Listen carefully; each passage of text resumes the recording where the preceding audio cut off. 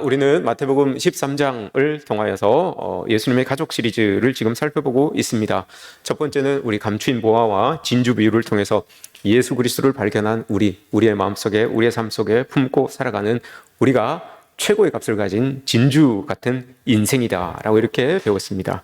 두 번째는 겨자씨와 누룩 비유를 통해서 우리의 인생이라는 곳에 예배를 통해서 예수 그리스도라는 쉼이 되는 그 나무를 깊이 심고, 또한 그렇게 심고 살아가는 자들은 누룩같이 세상 속에서 영향력을 끼치며 살아가는 사람들이다 라고 이렇게 말씀드렸습니다. 오늘 본문은 여러분 우리가 알고 있는 알곡과 가라지 그리고 그물 비유입니다.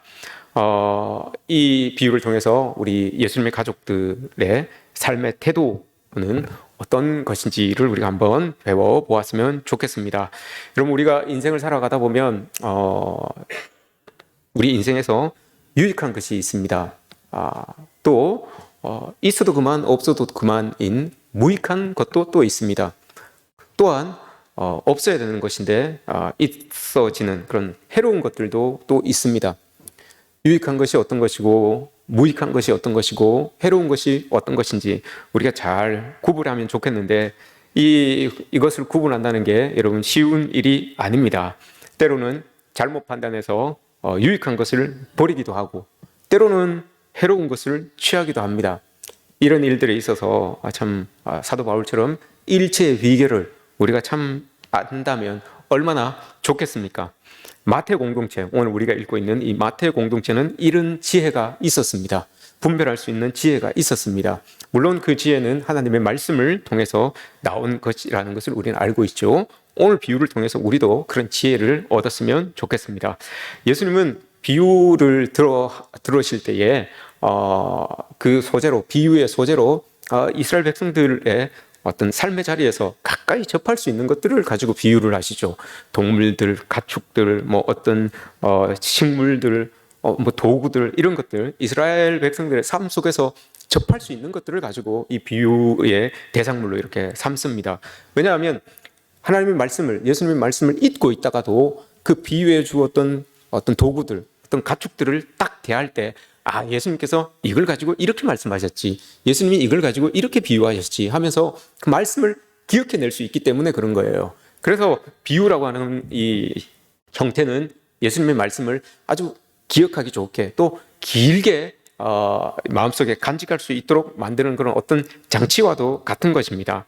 오늘 본문을 보시면 알곡과 가라지 비유입니다. 이것 또한 여러분 이스라엘 백성들에게 뿐만이 아니라 우리 농촌에서 생활하고 있는 우리에게도 여러분 익숙한 그런 것들이에요. 그러니 이걸 보면서 예수님께서 이렇게 말씀하셨지, 이게 이런 뜻이었지라고 우리가 그걸 보고 기억한다면 하나님의 말씀이 제대로 나에게 떨어져 있고 제대로 내가 이 비유를 받아들인 것이구나 이렇게 느끼면 되겠습니다. 오늘 이 비유에서 여러분 보시면 이 사람이 지금 좋은 씨를, 농사를 짓기 위해서 밭에다가 좋은 씨를 뿌립니다. 여러분, 좋은 씨를 뿌린다는 것은 어떤 의미를 가지고 있습니까?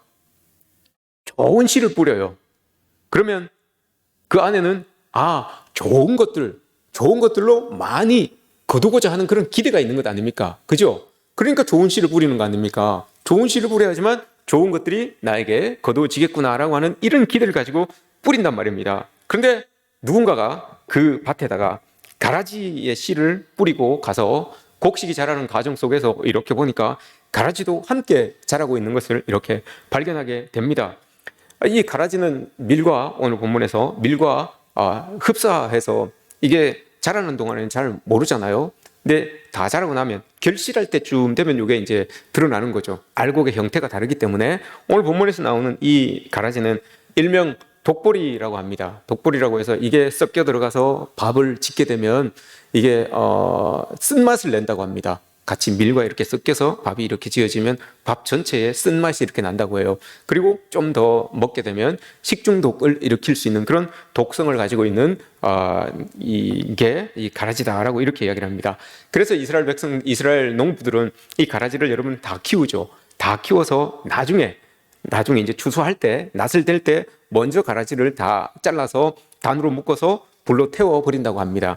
그래서 그것을 배경으로 오늘 예수님께서 30절을 말씀해 보시면 그죠? 추수 때까지 놔두다가 추수 때가 되면 가라지를 먼저 거두어서 불사르게 단으로 묶어두어라 라고 하는 이 말씀, 이게 실제로 이스라엘 백성들이 가라지를 땔감으로 사용하기 때문에 예수님께서 이 비유를 이렇게 들어서 사용하시는 겁니다.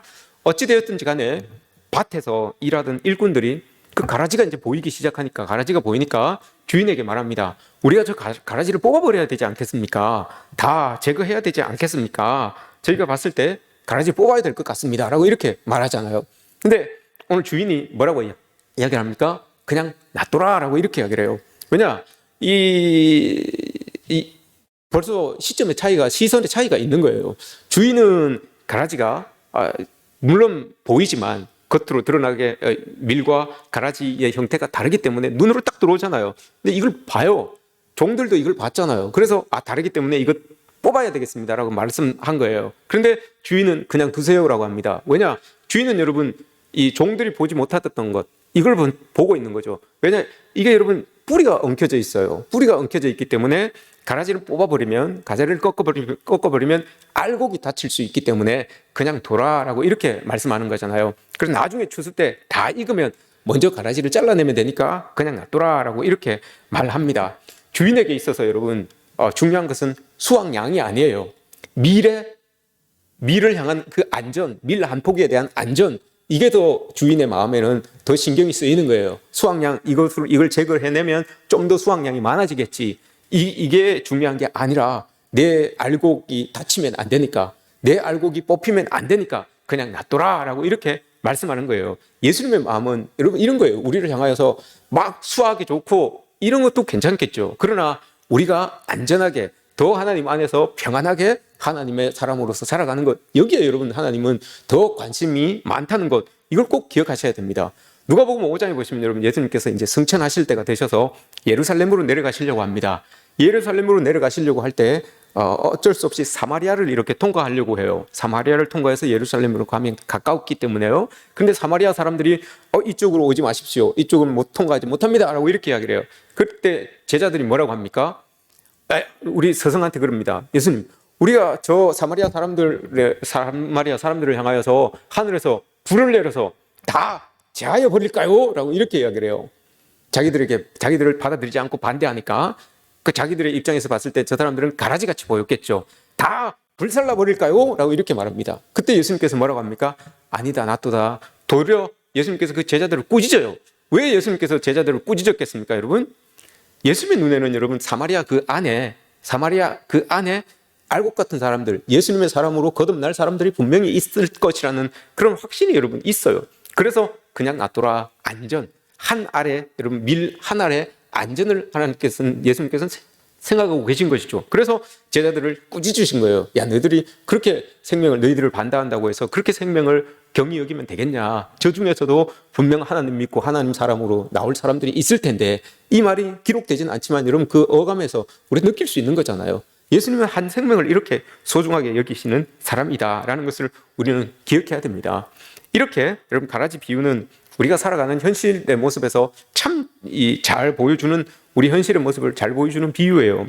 오늘 이 주인이 여러분 좋은 씨를 뿌렸다고 했어요. 좋은 열매를 많이 얻기 위하여서 좋은 씨를 뿌렸잖아요. 우리의 삶도 여러분 그런 거 아닙니까? 날마다 여러분 우리는 삶의 자리에 나가서 씨를 뿌리는 사람들이에요. 좋은 씨를 뿌리는 사람들이죠. 왜 여러분 좋은 씨를 뿌립니까? 우리도 삶의 자리에서 그 씨를 뿌리는 만큼 내가 얻기 위하여서, 내가 거두기 위하여서 좋은 씨를 뿌린 만큼 좋은 것들이 내 손에 들려지고 또 내 곳간에 가득가득 차기를 원하는 그런 마음으로 여러분 열심히 나아가서 열심히 일하시는 것 아닙니까? 열심히 최선을 다하는 것 아닙니까? 눈물을 흘릴 때도 있고 아플 때도 있고 하지만 그거 참고 열심히 하잖아요. 열심히 좋은 것들을 뿌리잖아요. 그 이유는 내가 뿌린 만큼 내가 얻어서 곡간을 채우고 그것으로 만족함을 누리기 위하여서 여러분 우리가 그렇게 살아가는 것이잖아요. 그런데 때로 여러분 우리의 삶이 그렇지 않아요. 쏟은 만큼, 내가 뿌린 만큼 얻지 못하는 경우가 참 많아요. 인풋, 그죠? 내가 쏟은 열정, 인풋만큼 아웃풋이 안 돼요. 내가 쏟은 만큼 그만큼 내 손에 들려지지 않아요. 우리가 깨를 막 틀어서 한 말을 가지고 가서 참기름을 짭니다. 그럼 여러분 참기름이 한 발 나옵니까? 안 짜보셨습니까? 어, 깨를 한 말 가지고 가서 기름 짜주세요라고 하면 여러분 그 한 말 나옵니까? 참기름병 몇 개밖에 안 나오잖아요. 그런 것 같아요. 우리 인생에 여러분 그런 경우들을 참 많이 봐요. 물론 그 가치는 비슷하겠지만요. 다르게 본다면 내가 열심히 최선을 다해서 좋은 것들을 얻으려고 열심히 노력했는데 막상 주어지는 것은 너무 반대되는 것들이, 또 생각한 만큼 기대치만큼에 미치지 않는 너무 적은 것들이 내 손에 이렇게 들려질 때가 있어요. 하나님께 여러분 좋은 열매를 드리려고 소망을 가지고 열심히 살았는데 정작 돌아보니까 여러분 외양간에 송아지가 한 마리도 없어요. 무화과 나무에 여러분 열매가 하나도 달리지 않았어요. 포도나무에 포도 열매가 없어요. 이런 상황들이 여러분 우리에게 주어질 때가 있다고요. 우리는 열심히 좋은 것들, 좋은 씨를 거두기 위하여서 뿌리는데도 불구하고 내 손에 들려지는 것들이 아무것도 없을 때, 만족스럽지 못한 만큼 내 손에 쥐고 있을 때가 여러분 참 많다는 거예요. 그런 것들을 볼 때 우리의 마음속에 여러분 허탈감이 있습니다. 내가 이렇게 믿음 가지고 하나님 믿으면서 열심히 살았는데 나에게 주어진 이건 뭐냐? 우리 가정은 이게 뭐냐? 우리 집사람, 우리 남편, 이 지금 상황 이게 뭐냐? 여러분 이런 것들을 볼 때 허탈이 들어올 수가 있어요. 그리고 또 좌절이 될 수가 있습니다. 그걸 넘어서면 분노가 일어날 수도 있어요. 하나님 앞에서 분노가 일어날 수도 있습니다. 그래서 가라지와 같은 그 존재들을 여러분 이 제자들처럼 뽑아버리고 싶은 충동을 느껴요. 내가 이걸 확 뽑아버렸으면 좋겠다. 이런 충동을 느낄 때가 있습니다. 특별히 우리가 살아가는 세상 속에서 여러분 그 미움을 통해서 에너지를 얻어가는 그런 사회가 되어버렸어요. 내 마음속에 그 내가 쏟아놓은 열정만큼 주어지지 않는 그 상황, 그게 여러분 우리는 화를 막 냅니다. 그래서 나보다 덜 노력하는 사람들이 더 많이 가진 것에 대하여서 더 열심히 살지 않은 사람들이 더 잘 되는 것을 보면서 미움이라고 하는 것이 막 싹터요. 그래서 그 미움을 분출해 나가면서 그것을 가지고 에너지를 얻으며 살아가는 사람들이 있어요. 그렇게 미움을 가지고 있는 사람들이 함께 모여서 서로를 누군가를 적으로 삼고 누군가를 원수 삼아서 누군가를 가라지로 규정하고 그 사람들을 미워함으로 인하여서 여러분 존재감을 느끼고 정체성을 느끼면서, 그리고 또 그들을 욕하면서 그들을 비판할 때 어떤 연대를 이루어서 여러분 자기의 불안함을 떨쳐내며 또 자기의 수치심을 떨쳐내는 그런 사람들이 있어요. 여러분 우리가 살아가고 있는 사회가 여러분 이런 모습들로 자꾸 변해가고 있어요. 오히려 그런 상황 속에서 자기들이 우월감을 느끼는 경우들도 참 많죠. 자기가 오히려 알곡인 것처럼 그렇게 느끼면서 살아가는 사람들이 많습니다. 근데 여러분 우리가 꼭 기억해야 되는 것은 그렇게 하면서 느껴지는 만족감은 하나님이 주시는 평안하고는 다른 거예요. 그건 하나님이 주시는 평안이 아니에요. 그렇게 해서 누구를 미워하고 누구를 가라지 취급하면서 얻게 되는 그런 만족감, 이건 여러분 평안과는 전혀 달라요.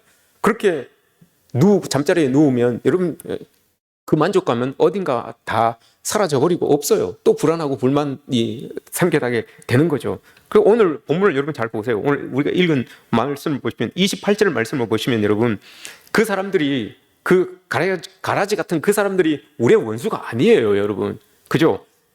가라지처럼 만들어버리는 그 상황이 우리의 원수가 아니라 그걸 뿌린 사람이 원수예요. 근데 우리는 그 사람들을 미워하고 그 사람들을 원수 취급하여서 내가 뽑아버려야 되겠다라고 제하여 버려야 되겠다라고 하는 그런 마음들을 우리가 가지고 있을 수가 있죠. 근데 그게 아니에요, 여러분. 그냥 우리는 분별만 하면 돼요. 가라지구나, 알곡이구나, 분별만 하면 되는 거예요. 근데 분별만 하면 되는데 그걸 막 미움 삼아서 뽑아버리고 제하여 버리고 하려고 우리를 자꾸 충동하는 건 그게 여러분 마귀예요. 우리를 자꾸 충동하여서 저 사람 뽑아버려야 됩니다. 저 사람 제하여 버려야 됩니다. 이렇게 만드는, 우리를 충동하는 그런 게 바로 마귀다라고 하는 것을 우리는 기억해야 됩니다. 이런 역할을 우리가 해서는 안 됩니다. 그리스도인들, 예수 그리스도의 가족이라면 이런 역할을 해서는 안 되죠. 우리가 그렇게 하지 않아도 여러분 우리는 뉴스나 대중매체들에 노출되어 있기 때문에 대중매체들에서 여러분 이런 것들을 조장할 때가 참 많아요. 어떤 사람을 가라지로 규정하여서 그 사람들에게 막 욕을 하게 만들고 분노를 분출하게 만들고 해서 사회가 더욱더 가라지화 되게 가게 만드는 그런 모습들을 보게 되죠. 그런 소리를 듣고 여러분 우리가 그냥 분별만 하면 됩니다. 그런데 거기에다가 우리가 막 거름을 주어서 그 가라지가 더 잘 자라날 수 있도록, 더 확장될 수 있도록 그렇게 만들어가면 안 된다는 거예요. 이게 그리스도인의 예수님의 가족, 사람들은 그런 마음을 가지면 안 된다는 겁니다. 교회 안에서도, 신앙 안에서도, 또 우리의 영혼의 밭에도 여러분 가라지는 게 자라게 되어 있어요. 가라지 비유는 여러분 잘 보시면 마태복음에만 있어요. 왜 마태복음에만 있겠습니까, 여러분? 마태복음의 대상자는 유대인들이에요. 유대인들이 여러분 하나님을 얼마나 잘 섬겼습니까? 하나님을 잘 섬겼던 사람이에요. 이 유대인들은 특별히 가지고 있는 선민사상, 우리가 하나님 앞에 우리는 하나님께 선택받은 백성이다라고 하는 이 선민사상이 있었어요. 그래서 딴 사람들은 다 가라지처럼 보고 있었던 사람들이에요. 그래서 마태복음에서 이 가라지 비유, 알곡 비유를 하면서 하시는 말씀이 그거예요. 너희들이 선민으로서 영적인 우월감에 빠져 있으면 안 된다는 거, 이걸 가르쳐주기 위해서 마태복음에만 여러분 알곡 가라지 비유를 놓은 거예요. 우리가 이걸 우리의 신앙생활에 고스란히 가지고 오면 신앙생활을 오래 한 분들, 혹여나 여러분 오래 한 분들, 또한 남다른 은사를 가지고 있는 분들, 또한 어려운 곳에서 특별하게 봉사를 하시는 분들, 이런 분들이 여러분 은연중에 나는 알곡 같고 그렇지 않은 사람들은 가라지처럼 보이는 그런 모습들이 있을 수 있다는 거예요. 그러면 안 되지만, 우리 교회는 없겠지만, 그죠? 우리 교회는 없겠지만 혹 이런 마음이 있으면 안 된다는 거예요. 이게 내 뜻대로 안 되는 거예요. 은연중에 이 마음이 든다는 거예요. 이 지금 종들도 그러잖아요. 종들도 보니까 분명히 알곡을 뿌렸는데 자라고 결실 맺는 걸 보니까 가라지가 보이는 거예요. 은연중에 그렇게 보이는 거예요. 나중에 돼서 보이는 거예요. 처음부터 보였으면 괜찮죠. 근데 구분이 되면 괜찮은데 나중에 보이는 거예요. 그래서 당황했던 겁니다. 우리도 여러분 이런 모습이, 우리의 신앙생활에서 이런 모습들이 불쑥불쑥 보이면 당황하죠. 내가 그리스도인인데, 내가 하나님 믿는 사람, 내가 이렇게 하는데 왜 나에게 이런 마음들이 들까? 이런 모습들이 나타날까? 불쑥불쑥 여러분 이런 모습들이 우리에게 이렇게 보이면 당황할 수가 있어요. 잘 보십시오, 여러분. 오늘 말씀을 잘 보셔야 됩니다. 가라지와 알곡 구분이 돼요. 어떨 때 여러분 구분이 됩니까? 결실할 때 구분이 돼요. 결실할 때 잘 자라야지만. 여러분, 이 말씀은 우리에게 주는 의미가 커요. 그리스도인들은 알곡이잖아요. 우리는 알곡이잖아요. 우리 알곡이 결실을 하고 있어야지만 세상에 나아가서 가라지와 구분이 돼요. 결실하지 않으면 여러분 세상에 살아가도, 그리스도인으로 세상에 살아간다고 해도 구분이 안 돼요. 오늘 말씀을 잘 보세요, 여러분. 밭이 세상이라고 했어요.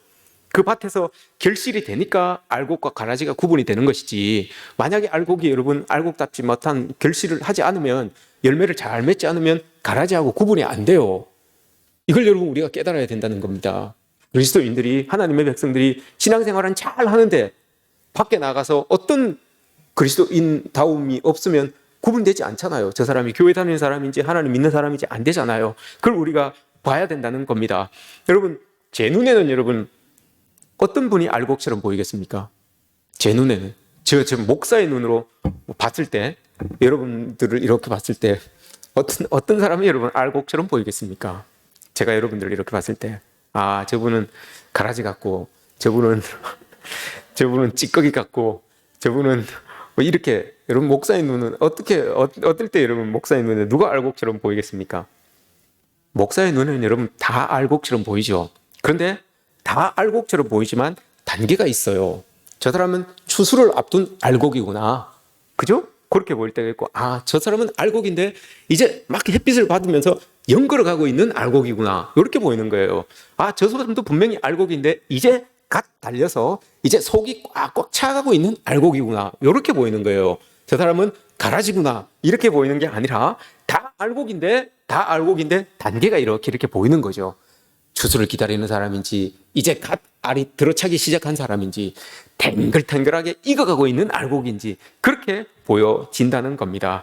여러분, 우리는 다 예수님의 가족입니다. 우리 모두는 여러분 다 알곡이에요.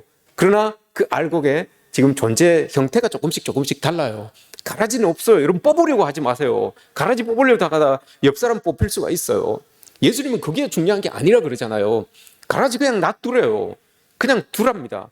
나중에 다 드러난다고요. 그렇게 보여진다고요. 우리의 내면에, 여러분, 우리의 영혼에도 부지불식간에 이 가라지가 이렇게 자라납니다. 분명 내가 원하지 않는데 여러분 이렇게 자라나는 것을 보게 됩니다. 내가 원하지 않았는데 어떤 부정한 것들이 마음속에 있고 악한 생각들이 이렇게 드러나요. 근데 이 알곡은 여러분, 영혼의 알곡은 살찌우기 위해서 공이 엄청 많이 들어갑니다. 근데 이 가라지는 공을 들이지 않아도 너무너무 잘 자라는 거예요. 여러분 다 경험해 보셨잖아요. 저도 경험해 보고요. 영혼의 알곡은 여러분 막 이렇게 살찌우려고 하면 너무너무 힘들어요. 그런데 가라지는 가만히 놔둬도 너무너무 잘 자라요. 이걸 도대체 어떻게 된 겁니까? 사도 바울도 여러분 그렇게 고백하잖아요. 로마서 7장에서 야, 내가 원하는 바 선한 것은 안 행하고 원치 않는 바 악은 잘도 행하는구나, 이렇게 이야기를 해요. 이게 그 말이에요. 내가 선을 행하려고 알곡을 채우려고 그렇게 노력했는데도 잘 안 되고, 악한 것들, 가라지는 좀 그냥 뽑으려고 했는데도 가만히 놔뒀는데도 이게 이렇게 잘 자라냐, 이거 도대체 무슨 이유냐, 그렇게 이야기를 하잖아요. 선한 것, 좋은 것들을 하려고 하니까 이렇게 어렵고, 악한 것들은 안 하려고 해도 그냥 술술술술 잘 되니 이거 도대체 어떻게 된 거냐. 내 마음속에서 육신의 법과 성령의 법이 싸워서 참 늘 싸우는데 성령의 법이 좀 이겼으면 좋겠는데 육신의 법이 이길 때가 왜 이렇게 많냐라고 하면서 고백하잖아요. 뭐라고 고백합니까? 오호라, 나는 공고한 자로다 라고 이렇게 이야기를 해요. 아유, 내가 참 내 스스로를 어떻게 감당이 안 되는 사람이구나 라고 이렇게 사도 바울이 고백하잖아요. 우리도 여러분 마찬가지입니다. 우리는 알곡이지만 부시불식간에 가라지가 자라는 것을 우리가 감당을 못해요. 이런 것들을 보면서 하나님 앞에 오호라, 나는 공고한 사람입니다. 하나님의 도움이 필요한 사람입니다 라고 이렇게 고백할 수밖에 없는 우리의 모습이 있는 거죠. 내 안에 여러분 가라지를 볼 때 뽑아내려고 하지 마시고 그러면 어떻게 해야 됩니까? 방법이 있어요. 여러분, 내 안에 자라고 있는 그 가라지는 그냥 가만히 두세요. 그리고 난 다음에 알곡 있잖아요. 알곡, 거기에다 여러분 거름을 한 그름 더 주면 됩니다. 한 주먹 더 주면 됩니다. 괜히 뽑아내려고 하지 마시고 내 알곡을 살찌우기 위해 노력하세요. 그곳에 여러분 걸음을 한 걸음 더 주면 돼요.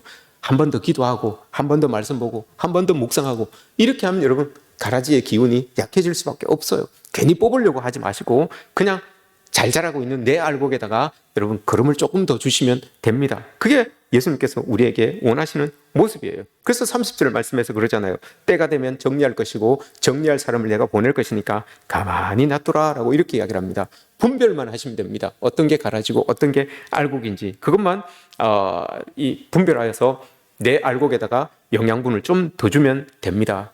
그럼 제가 질문하겠습니다. 여러분은 알곡입니까? 가라지입니까? 자신 있게 여러분 알곡입니다라고 이렇게 알곡이 맞습니다. 우리는 알곡이에요. 여러분, 왜 여러분 우리는 알곡입니까? 오늘 말씀 보세요. 37절 이하에 보시면 좋은 씨를 뿌리는 37절에 보시면 좋은 씨를 뿌리는 이는 예수 그리스도이십니다. 그죠? 근데 38절에 보시면 좋은 씨는 천국의 아들들이요. 천국의 아들들이 바로 우리 아닙니까? 우리는 여러분 다 좋은 씨예요. 그 좋은 씨가 자라서 어떻게 된다고요? 알곡이 되는 거 아닙니까? 그러니 우리 모두는 다 알곡입니다. 여러분 모두가 다 알곡이에요. 지금 뭐 쭉쟁이처럼 보일 수도 있고 뭐 그렇죠.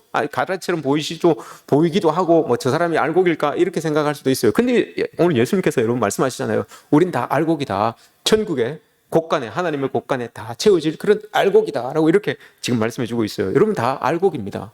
옆에 계신 분한테 여러분 말씀해 보시죠. 아이고, 통통하게 살이 찌셨군요. 알곡으로 아주 통통하게 살이 찌셨군요. 예. 아니면 좀 더 찌셔야 되겠군요. 좀 더 연결해야 되겠군요. 그죠? 통통하게, 아주 얼마나 보기 좋습니까? 여러분, 통통하게 살쪄 있는 그런 알곡들 보기가 얼마나 좋습니까? 여러분, 우린 다 알곡이에요. 그런데 여러분, 여기에 문제가 있어요. 문제가 하나가 있습니다. 여러분들 분명히 다 알곡이라고 그러셨습니다. 알곡과 여러분 가라지, 쭉정이 이게 달라요. 알곡과 가라지는 어디에서 구분이 됩니까, 여러분? 알곡과 가라지는 오늘 본문 말씀에서 보시면 밭에서 구분이 돼요. 밭에서. 그러니까 가라지는 타작마당까지는 안 와요. 그런데 오늘 이 마태복음 3장에 보시면 동일한 비유가 하나가 더 있는데 마태복음 3장에 보시면 알곡하고 여러분 쭉정이라는 게 나와요. 쭉정이는 여러분 뭡니까? 알곡에 속해져 있는데 안이 텅 비어 있는 거. 이걸 여러분 쭉정이라고 합니다. 그래서 이건 알곡같이 보여서 타작마당까지 옵니다. 타작마당까지. 그런데 가라지는 여러분 딱 보니까 저건 가라지네 라고 해서 타작마당까지 안 와요. 그냥 밭에서 딱 구분해요. 너는 가라지니까 제외라고 딱 해요. 그런데 알곡인 줄 알고 이것들을 다 가지고 타작마당까지 왔어요. 타작마당까지 왔는데 거기에서 여러분 쭉정이가 드러나는 거예요. 그죠? 이게 중요한 거예요, 여러분. 우리는 가라지는 아닐진데 알곡처럼 보이는데 쭉정이 같을 수 있단 말입니다. 그 속이 텅텅 비어 있어서. 그래서 호세아 선지자가 이야기하잖아요. 그 쭉정이는 여러분 바람에 나는 겨와 같이 훌훌 날려다닌다고 그랬어요. 알곡처럼 보이는 사람들인데 여러분 어떤 시험이나 어떤 위험 앞에서 안에 차여져 있는 것이 없기 때문에 훌훌 날아다니는 사람이에요. 어떻게 알 수 있습니까, 여러분? 우리가 쭉정이인지 알곡인지 어떻게 알 수 있습니까? 쭉정이는 안이 비어 있기 때문에 아무리 심어도 여러분 새싹이 돋아나지 않아요. 내 주변에 여러분 어떤 선한 영향력들이 발휘되지 않고 있다면 내가 혹 쭉정이는 아닌가 이걸 봐야 되는 거예요.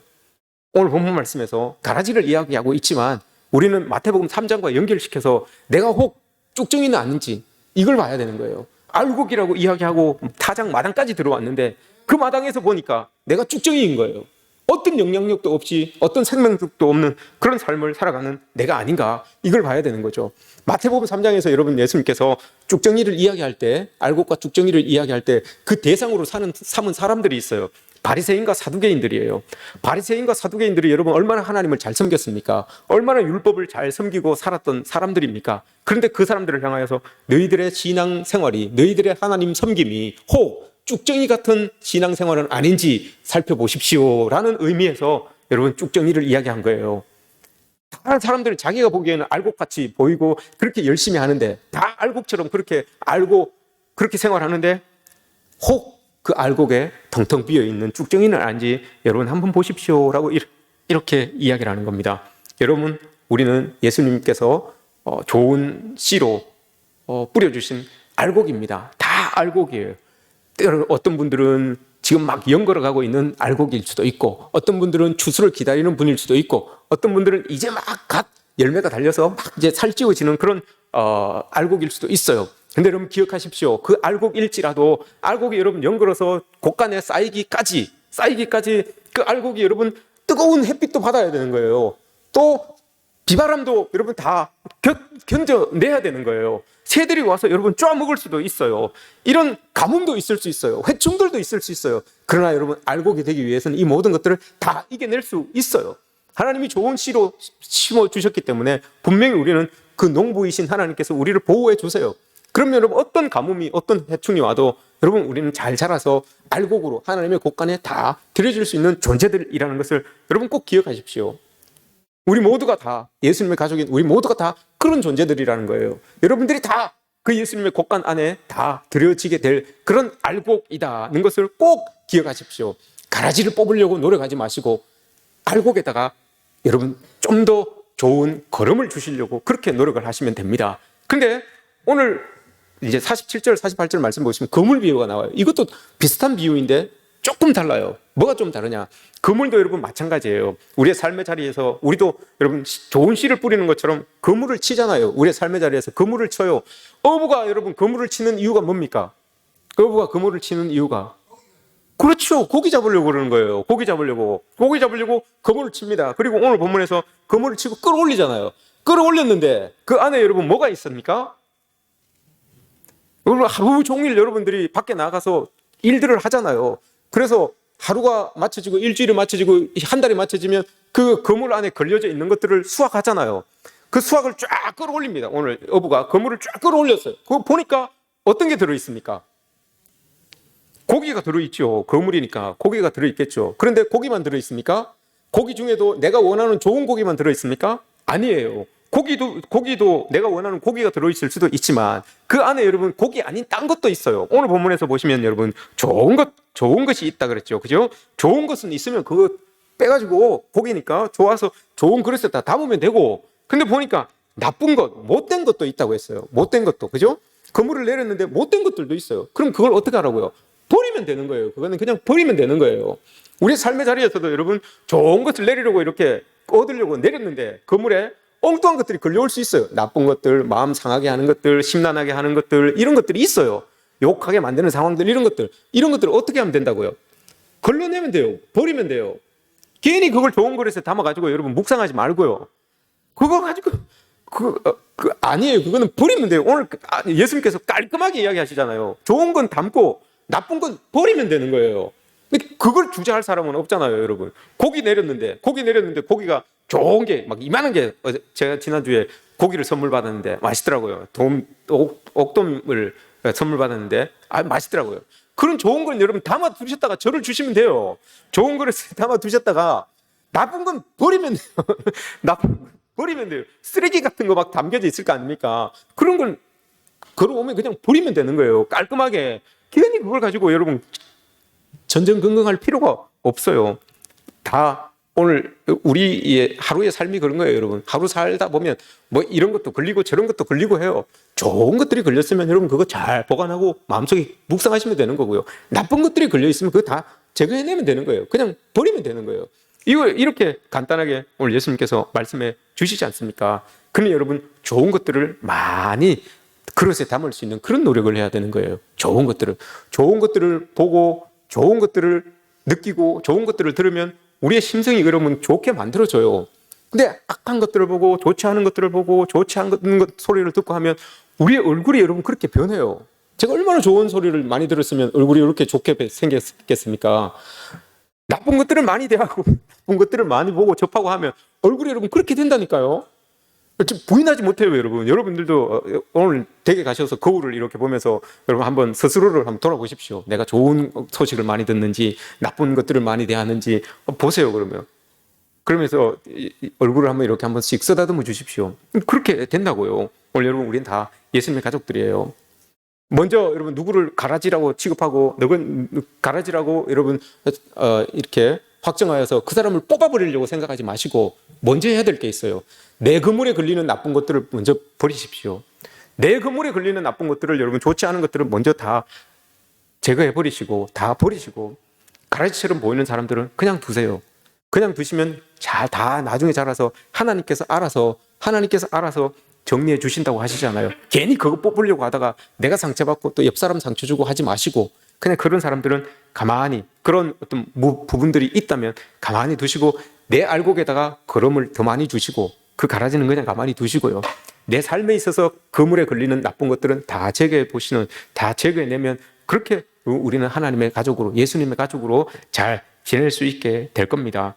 여러분 서로를 알곡으로 대하시고 그 알곡에 대하여서 여러분 귀하게 여기시고 축복하시고 알곡을 위해서 기도해 주시는 그런 일들은 여러분들의 삶의 자리에서 좀 더 늘리시고 가라지처럼 사람들을 가라지로 바라보게 하는 그런 소식들, 그런 이야기들, 그런 모습들은 우리의 삶의 자리에서 조금씩 줄여가시게 되면 우리가 정말 예수님의 가족으로서 더 풍성한 은혜 속에서 살아가게 될 줄 믿습니다.